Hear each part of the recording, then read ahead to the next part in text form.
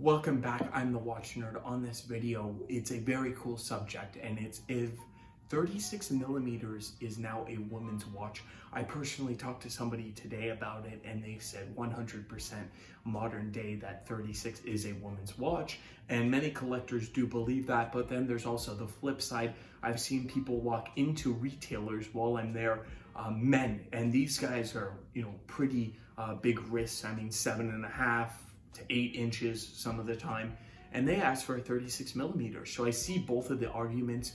Mostly though, I do tend towards the 41. I think there's more demand with a bigger wrist, and of course you get more dial and see the time easier. Let's first talk about the Chanel chain giveaway, and then we'll hop into it. So I'm going to give out this chain at 1,000 subscribers. We're over halfway there. I'm very excited. So if you do want the Chanel chain, there are the 4 steps in the description below. So jumping right into it, this is the question of the day. Is 36 now considered a women's size? This is a beautiful timepiece to actually talk about, because this is a floral dial factory diamonds. This is a very feminine piece, in my opinion. I don't think a man could really pull this off, unless, it's your style, but I think Rolex geared it towards a woman's piece.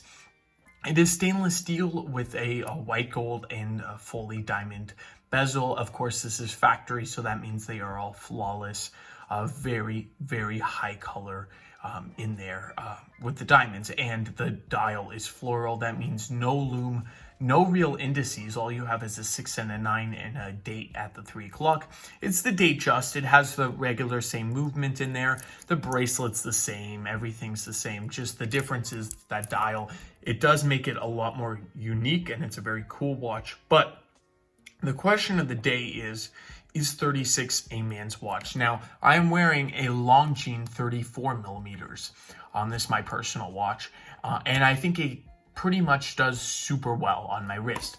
But if I were to put this on, I think it's more of a feminine piece, and I don't think that it's just because I think the size in a modern day watch makes it a woman's piece.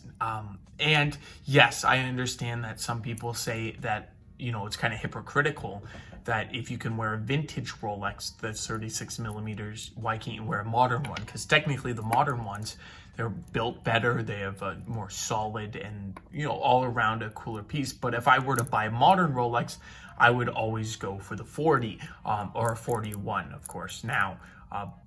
I would love to know a lot of your opinions. This is a quicker video. What do you think? Do you think a modern day 36 millimeter watch is good for a man, or do you think that's why Rolex kind of evolved and made these bigger models? Now, I'm not saying 44 millimeters is something you should go after. I said a good one is 39 millimeters, and I'm very sad that Rolex got rid of both of their 39s, because 41 is kind of big. It is on my bigger side, but it still fits so beautifully in the watch. And 36 is just a bit small, in my opinion. So I don't know. I would love to know your thoughts. I made this video mostly for you guys to see how your reaction is to it. And what do you think? Do you think a man could still pull off 36? I think they can if the watch is vintage and it's meant for a man. These ones, I highly doubt it. I don't know. It depends. Do you own one? Do you own this watch? Are you a man? I think very few men own this watch, but I would love to know down in the comments below. Thank you, and I will catch you in the next one. If you do want the Chanel chain giveaway, I'm giving it out as soon as we hit 1,000 subscribers. Thank you, and I'll catch you in the next one.